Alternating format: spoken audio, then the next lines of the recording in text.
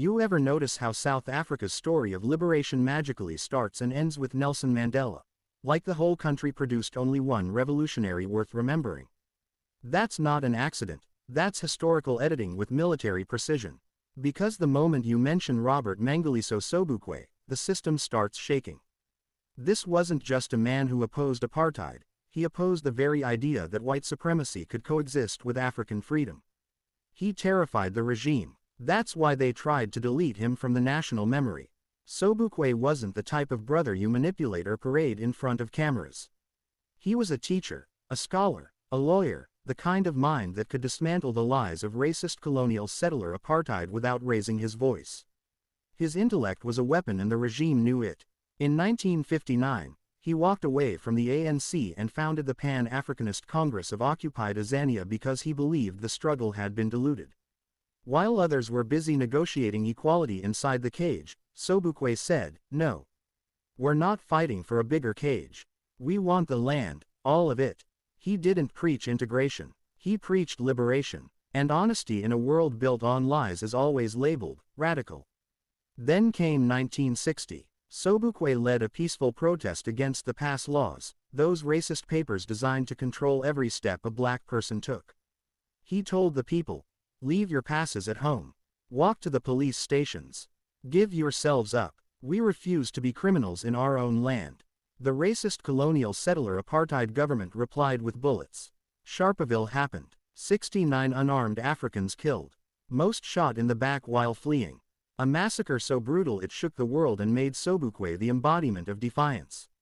The racist settler regime did something unprecedented.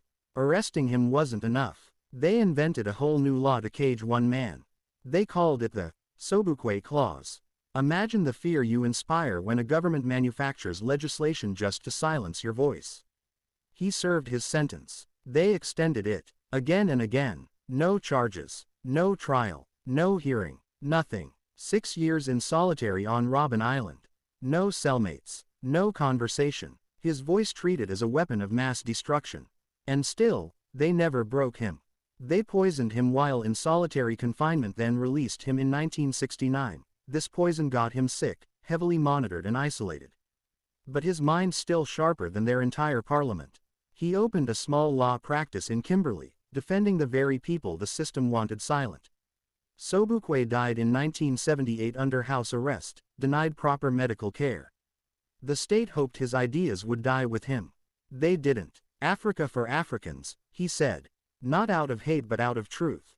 Colonialism had turned Africans into strangers in their own home. Sobukwe didn't want revenge. He wanted restoration, dignity, land, humanity. They erased him because he refused to perform forgiveness for the cameras. He refused to smile for his oppressors. He refused to bow to a system built on African bones. And maybe that's why he frightened them, because Sobukwe didn't want to be equal to his oppressor. He wanted to be free. They wrote an entire law to silence one man, yet his name still walks the earth while their empire rots in the archives. Say his name. Robert Mangaliso Sobukwe raised fist dark skin tone. Thanks for watching. Don't forget to subscribe for more insights.